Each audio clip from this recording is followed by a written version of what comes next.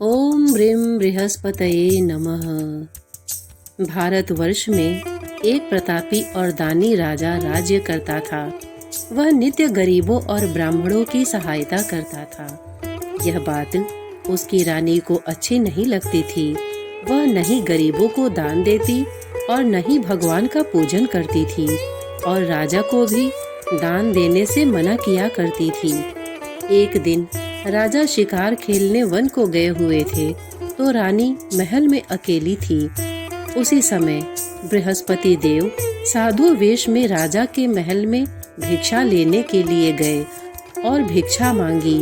रानी ने भिक्षा देने से इनकार किया और कहा, हे साधु महाराज, मैं तो इस दान पुण्य से तंग आ गई हूँ। मेरे पति सारा धन लुटाते रहते हैं। मेरी इच्छा है कि सारा धन नष्ट हो जाए, फिर न रहेगा बांस न बजेगी बांसुरी। साधु ने कहा, देवी, तुम तो बड़ी विचित्र हो। धन संतान तो सभी चाहते हैं, पुत्र और लक्ष्मी तो पापी के घर भी होने चाहिए। यदि तुम्हारे पास अधिक धन है तो भूखों को भोजन दो, प्यासों के लिए प्याऊ बनवाओ, मुसाफिरों के लिए धर्मशालाएं खुलवाओ। जो निर्धन अपनी कुंवारी कन्याओं का विवाह नहीं कर सकते, उनका विवाह करा दो। ऐसे और कई काम हैं जिनके करने से तुम्हारा यश लोक परलोक में फैलेगा। परंतु रानी पर उपदेश का कोई प्रभाव न पड़ा। वह बोली, महाराज, आप मुझे कुछ न समझाएं। मैं ऐसा धन नहीं चाहती जो हर जगह बांटती फिरूं। साधु ने उत्तर दिया, यदि तुम्हारी ऐसी इच्छा है तो तथास्तु। तुम ऐसा करना कि बृहस्पतिवार को घर लीप कर पीली मिट्टी से अपना सिर धोकर स्नान करना, भट्टी चढ़ाकर कपड़े धोना। ऐसा करने से आपका सारा धन नष्ट हो जाएगा। इतना कहकर वह साधु महाराज वहां से आलोप हो गए। साधु के अनुसार कही बातों को पूरा करते हुए रानी को केवल 3 बृहस्पतिवार ही बीते थे कि उसकी समस्त धन संपत्ति नष्ट हो गई। भोजन के लिए राजा का परिवार तरसने लगा। तब एक दिन राजा ने रानी से कहा कि हे रानी, तुम यहीं रहो, मैं दूसरे देश को जाता हूँ, क्योंकि यहाँ पर सभी लोग मुझे जानते हैं, इसलिए मैं कोई छोटा कार्य नहीं कर सकता। ऐसा कहकर राजा परदेश चला गया। वहाँ वह जंगल से लकड़ी काट कर लाता और शहर में बेचता। इस तरह वह अपना जीवन व्यतीत करने लगा। इधर राजा के परदेश जाते ही रानी और दासी दुखी रहने लगी। एक बार जब रानी और दासी को 7 दिन तक बिना भोजन के रहना पड़ा तो रानी ने अपनी दासी से कहा, हे दासी, पास ही के नगर में मेरी बहन रहती है। वह बड़ी धनवान है, तो उसके पास जा और कुछ ले आ, ताकि थोड़ी बहुत गुजर बसर हो जाए। दासी रानी की बहन के पास गई। उस दिन गुरुवार था और रानी की बहन उस समय बृहस्पतिवार की कथा सुन रही थी। दासी ने रानी की बहन को अपनी रानी का संदेश दिया, लेकिन रानी की बड़ी बहन ने कोई उत्तर नहीं दिया। जब दासी को रानी की बहन से कोई उत्तर नहीं मिला तो वह बहुत दुखी हुई और उसे क्रोध भी आया। दासी ने वापस आकर रानी को सारी बात बता दी। सुनकर रानी ने अपने भाग्य को कोसा। उधर रानी की बहन ने सोचा कि मेरी बहन की दासी आई थी, परंतु मैं उससे नहीं बोली, इससे वह बहुत दुखी हुई होगी। कथा सुनकर और पूजन समाप्त करके वह अपनी बहन के घर आई और कहने लगी, हे बहन, मैं बृहस्पतिवार का व्रत कर रही थी। तुम्हारी दासी मेरे घर आई थी, परंतु जब तक कथा होती है तब तक न तो उठते हैं और न ही बोलते हैं, इसलिए मैं नहीं बोली। कहो, दासी क्यों गई थी? रानी बोली, बहन, तुमसे क्या छिपाऊं, हमारे घर में खाने तक को अनाज नहीं था। ऐसा कहते कहते रानी की आंखें भर आईं। उसने दासी समेत पिछले 7 दिनों से भूखे रहने तक की बात अपनी बहन को विस्तार पूर्वक सुना दी। रानी की बहन बोली, देखो बहन, भगवान बृहस्पति देव सबकी मनोकामना को पूर्ण करते हैं। देखो, शायद तुम्हारे घर में अनाज रखा हो। पहले तो रानी को विश्वास नहीं हुआ, पर बहन के आग्रह करने पर उसने अपनी दासी को अंदर भेजा तो उसे सचमुच अनाज से भरा एक घड़ा मिल गया। यह देखकर दासी को बड़ी हैरानी हुई। दासी रानी से कहने लगी, हे रानी, जब हमको भोजन नहीं मिलता तो हम व्रत ही तो करते हैं, इसलिए क्यों न इनसे व्रत और कथा की विधि पूछ ली जाए ताकि हम भी व्रत कर सके। तब रानी ने अपनी बहन से बृहस्पतिवार व्रत के बारे में पूछा। उसकी बहन ने बताया, बृहस्पतिवार के व्रत में चने की दाल और मुनक्का से विष्णु भगवान का केले की जड़ में पूजन करे तथा दीपक जलाए, व्रत कथा सुने और पीला भोजन ही करें। इससे बृहस्पति देव प्रसन्न होते हैं। व्रत और पूजन विधि बताकर रानी की बहन अपने घर को लौट गई। 7 दिन के बाद जब गुरुवार आया तो रानी और दासी ने व्रत रखा। घुड़साल में जाकर चना और गुड़ लेकर आई, फिर उससे केले की जड़ तथा विष्णु भगवान का पूजन किया। अब पीला भोजन कहाँ से आए, इस बात को लेकर दोनों बहुत दुखी थीं। चूँकि उन्होंने व्रत रखा था, इसलिए बृहस्पति देव उनसे प्रसन्न थे।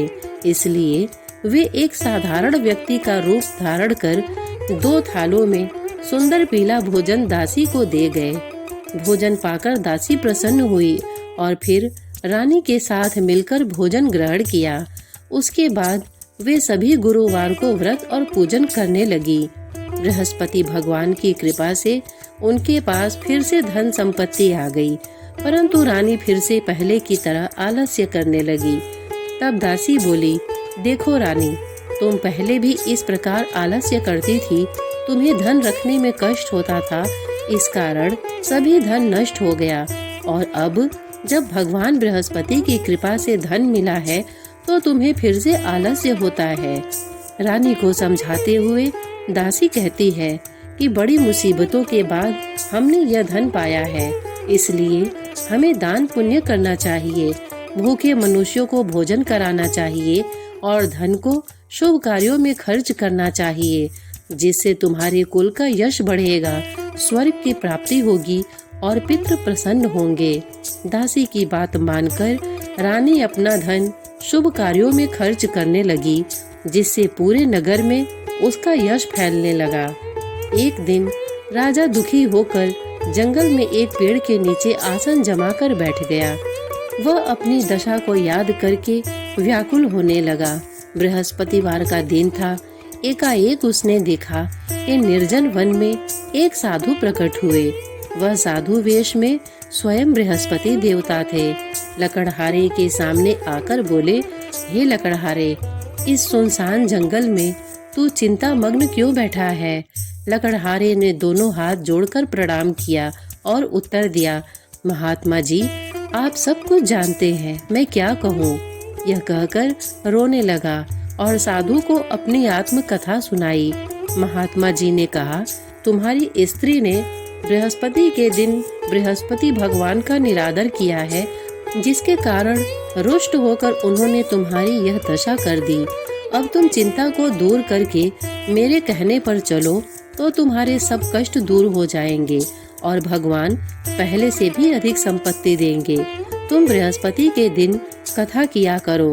2 पैसे के चने मुनक्का लाकर उसका प्रसाद बनाओ और शुद्ध जल से लोटे में शक्कर मिलाकर अमृत तैयार करो। कथा के पश्चात अपने सारे परिवार और सुनने वाले प्रेमियों में अमृत व प्रसाद बांटकर आप भी ग्रहण करो। ऐसा करने से भगवान तुम्हारी सब मनोकामनाएं पूरी करेंगे। साधु के ऐसे वचन सुनकर लकड़हारा बोला, हे प्रभु, मुझे लकड़ी बेचकर इतना पैसा नहीं मिलता जिससे भोजन के उपरांत कुछ बचा सकूं। मैंने रात्रि में अपनी स्त्री को व्याकुल देखा है। मेरे पास कुछ भी नहीं जिससे मैं उसकी खबर मंगा सकूं। साधु ने कहा, हे लकड़हारे, तुम किसी बात की चिंता मत करो। बृहस्पति के दिन तुम रोजाना की तरह लकड़ियां लेकर शहर जाओ। तुमको रोज से दुगुना धन प्राप्त होगा, जिससे तुम भली भांति भोजन कर लोगे तथा बृहस्पति देव की पूजा का सामान भी आ जाएगा। इतना कहकर साधु अंतर्धान हो गए। धीरे धीरे समय व्यतीत होने पर फिर वही बृहस्पतिवार का दिन आया। लकड़हारा जंगल से लकड़ी काट कर किसी शहर में बेचने गया। उसे उस दिन और दिन से अधिक पैसा मिला। राजा ने चना गुड़ आदि लाकर गुरुवार का व्रत किया। उस दिन से उसके सभी क्लेश दूर हुए। परंतु जब दोबारा गुरुवार का दिन आया तो बृहस्पतिवार का व्रत करना भूल गया। इस कारण बृहस्पति भगवान नाराज हो गए। उस दिन उस नगर के राजा ने विशाल यज्ञ का आयोजन किया तथा शहर में यह घोषणा करा दी कि कोई भी मनुष्य अपने घर में भोजन न बनावे, न आग जलावे। समस्त जनता मेरे यहाँ भोजन करने आवे। इस आज्ञा को जो न मानेगा उसे फांसी की सजा दी जाएगी। इस तरह की घोषणा संपूर्ण नगर में करवा दी गई। राजा की आज्ञानुसार शहर के सभी लोग भोजन करने गए, लेकिन लकड़हारा कुछ देर से पहुंचा, इसलिए राजा उसको अपने साथ घर लिवा ले गए और ले जाकर भोजन करा रहे थे तो रानी की दृष्टि उस खूंटी पर पड़ी जिस पर उसका हार लटका हुआ था। वह वहां पर दिखाई नहीं दिया। रानी ने निश्चय किया कि मेरा हार इस मनुष्य ने चुरा लिया है। उसी समय सिपाहियों को बुलाकर उसको कारागार में डलवा दिया। जब लकड़हारा कारागार में पड़ गया तो बहुत दुखी होकर विचार करने लगा कि न जाने कौन से पूर्व जन्म के कर्म से मुझे यह दुख प्राप्त हुआ है, और उसी साधु को याद करने लगा जो कि जंगल में मिला था। उसी समय तत्काल बृहस्पति देव साधु के रूप में प्रकट हुए और उसकी दशा को देखकर कहने लगे, अरे मूर्ख, तूने बृहस्पति देव की कथा नहीं करी, इसी कारण तुझे दुख प्राप्त हुआ है। अब चिंता मत कर। बृहस्पतिवार के दिन कारागार के दरवाजे पर 4 पैसे पड़े मिलेंगे। उनसे तो बृहस्पति देव की पूजा करना, तेरे सभी कष्ट दूर हो जाएंगे। बृहस्पति के दिन उसे 4 पैसे मिले। लकड़हारे ने कथा कही। उसी रात्रि को बृहस्पति देव ने उस नगर के राजा को स्वप्न में कहा, हे राजा, तुमने जिस आदमी को कारागार में बंद कर दिया है वह निर्दोष है, वह राजा है, उसे छोड़ देना। रानी का हार उसी खूंटी पर लटका है। अगर तू ऐसा नहीं करेगा तो मैं तेरे राज्य को नष्ट कर दूंगा। इस तरह रात्रि के स्वप्न को देखकर राजा प्रातःकाल उठा और खूंटी पर हार देखकर लकड़हारे को बुलाकर क्षमा मांगी तथा लकड़हारे को योग्य सुंदर वस्त्र आभूषण देकर विदा कर दिया। बृहस्पति देव की आज्ञानुसार लकड़हारा अपने नगर को चल दिया।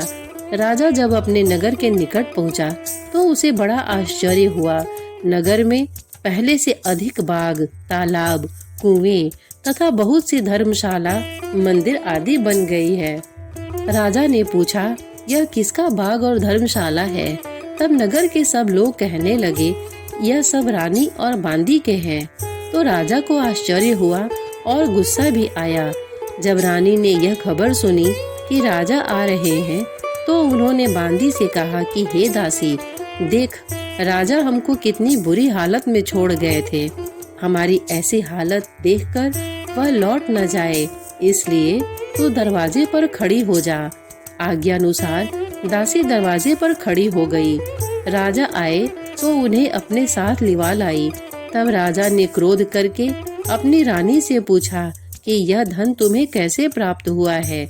तब उन्होंने कहा, हमें यह सब धन बृहस्पति देव के इस व्रत के प्रभाव से प्राप्त हुआ है। राजा ने निश्चय किया कि 7 रोज बाद तो सभी बृहस्पति देव का पूजन करते हैं, परंतु मैं प्रतिदिन दिन में 3 बार कहानी तथा रोज व्रत किया करूँगा। अब हर समय राजा के दुपट्टे में चने की दाल बंधी रहती तथा दिन में 3 बार कहानी कहता। एक रोज राजा ने विचार किया कि चलो अपनी बहन के यहाँ हो आवे।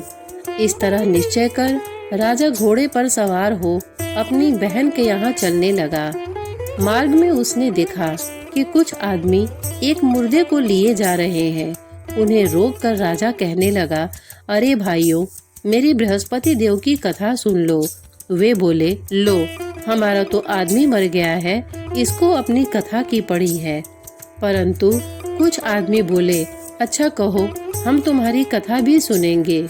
राजा ने दाल निकाली और जब कथा आधी हुई थी कि मुर्दा हिलने लग गया, और जब कथा समाप्त हो गई तो राम राम करके मनुष्य उठकर खड़ा हो गया। आगे मार्ग में उसे एक किसान खेत में हल चलाता मिला। राजा ने उसे देखा और उससे बोले, अरे भैया, तुम मेरी बृहस्पतिवार की कथा सुन लो। किसान बोला, जब तक मैं तेरी कथा सुनूंगा तब तक 4 हरैया जोत लूंगा। जा अपनी कथा किसी और को सुनाना। इस तरह राजा आगे चलने लगा। राजा के हटते ही बैल पछाड़ खाकर गिर गए तथा किसान के पेट में बड़ी जोर का दर्द होने लगा। उस समय उसकी माँ रोटी लेकर आई। उसने जब यह देखा तो अपने पुत्र से सब हाल पूछा और बेटे ने सभी हाल कह दिया। तो बुढ़िया दौड़ी दौड़ी उस घुड़सवार के पास गई और उससे बोली कि मैं तेरी कथा सुनूंगी, तू अपनी कथा मेरे खेत पर चलकर ही कहना। राजा ने बुढ़िया के खेत पर जाकर कथा कही, जिसके सुनते ही वह बैल उठ खड़े हुए तथा किसान के पेट का दर्द भी बंद हो गया। राजा अपनी बहन के घर पहुंचा। बहन ने भाई की खूब मेहमानी की। दूसरे रोज प्रातःकाल राजा जगा तो वह देखने लगा कि सब लोग भोजन कर रहे हैं। राजा ने अपनी बहन से कहा, ऐसा कोई मनुष्य है जिसने भोजन नहीं किया हो? मेरी बृहस्पतिवार की कथा सुन ले। बहन बोली, हे भैया, यह देश ऐसा ही है कि पहले यहाँ लोग भोजन करते हैं, बाद में अन्य काम करते हैं। अगर कोई पड़ोस में हो तो देख आऊं।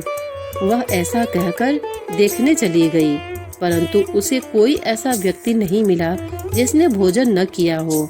अतः वह एक कुम्हार के घर गई जिसका लड़का बीमार था। उसे मालूम हुआ कि उसके यहाँ 3 रोज से किसी ने भोजन नहीं किया है। रानी ने अपने भाई की कथा सुनने के लिए कुम्हार से कहा।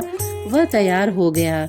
राजा ने जाकर बृहस्पतिवार की कथा कही, जिसको सुनकर उसका लड़का ठीक हो गया। अब तो राजा की प्रशंसा होने लगी। एक रोज राजा ने अपनी बहन से कहा कि हे बहन, हम अपने घर को जाएंगे, तुम भी तैयार हो जाओ। राजा की बहन ने अपने सास से कहा। सास ने कहा, हाँ चली जा, परंतु अपने लड़कों को मत ले जाना, क्योंकि तेरे भाई को कोई औलाद नहीं है। बहन ने अपने भैया से कहा, हे भैया, मैं तो चलूंगी पर कोई बालक नहीं जाएगा। राजा बोला, जब कोई बालक नहीं चलेगा तब तुम ही क्या करोगी? बड़े दुखी मन से राजा अपने नगर को लौट आया। राजा ने अपनी रानी से कहा, हम निर्वंशी हैं, हमारा मुंह देखने का धर्म नहीं है और कुछ भोजन आदि नहीं किया। रानी बोली, हे प्रभु, बृहस्पति देव ने हमें सब कुछ दिया है, वह हमें औलाद अवश्य देंगे। उसी रात को बृहस्पति देव ने राजा से स्वप्न में कहा, हे राजा, उठ, सभी सोच त्याग दे, तेरी रानी गर्भ से है। राजा को यह बात सुनकर बड़ी खुशी हुई। 9वें महीने में रानी के गर्भ से एक सुंदर पुत्र पैदा हुआ। तब राजा बोला, हे रानी, स्त्री बिना भोजन के रह सकती है पर बिना कहे नहीं रह सकती। जब मेरी बहन आवे तुम उससे कुछ कहना मत। रानी ने सुनकर हाँ कर दिया। जब राजा की बहन ने यह शुभ समाचार सुना तो वह बहुत खुश हुई तथा बधाई लेकर अपने भाई के यहाँ आई। तभी रानी ने कहा, घोड़ा चढ़कर तो नहीं आई, गधा चढ़कर आई। रानी की बहन बोली, भाभी, मैं इस प्रकार न कहती तो तुम्हें औलाद कैसे मिलती?